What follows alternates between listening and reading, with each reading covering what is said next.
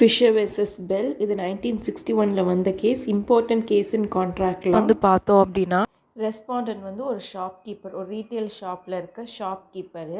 இங்கே அப்பலண்ட்னா யார் அப்பீல் போகிறாங்களோ அவங்க வந்து சீஃப் இன்ஸ்பெக்டர் ஆஃப் போலீஸ். அதாவது இதில் வந்து என்ன அப்படின்னா, இங்கே பாருங்கள், இந்த restriction of offensive weapons act, இந்த ஆக்ட் படி வந்து இந்த மாதிரி இந்த நைஃப் எல்லாம் வந்து டிஸ்பிளே பண்ணக்கூடாதுன்ற மாதிரி சொல்லியிருப்பாங்க. அதை ப்ராஹிபிட் பண்ணி வச்சுருப்பாங்க. இந்த கேஸில் வந்து அந்த ஷாப்கீப்பர் அதை வந்து டிஸ்பிளே பண்ணியிருப்பார்.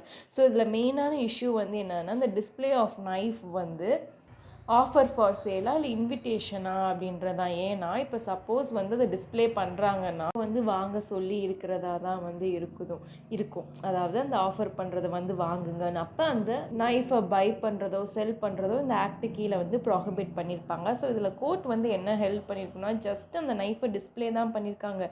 அது வந்து ஆஃபர் ஃபார் சேல் கிடையாது. அது ஜஸ்ட் ஒரு இன்விடேஷன் மாதிரி. ஆல்டோ வந்து இந்த லேமேன் அப்படின்னா இந்த காமன் பீப்புள், படிக்காதவங்களாக இருப்பாங்களோ, ஸோ அவங்க படி வந்து ஜஸ்ட் டிஸ்பிளே பண்ணுறாலே வாங்குறதுக்குன்னு தான் அர்த்தம். பட் நம்மளுடைய லீகல் டேர்ம்ஸ் படி வந்து இது வந்து ஜஸ்ட் ஒரு இன்விடேஷன் தான் சொல்லியிருப்பாங்க.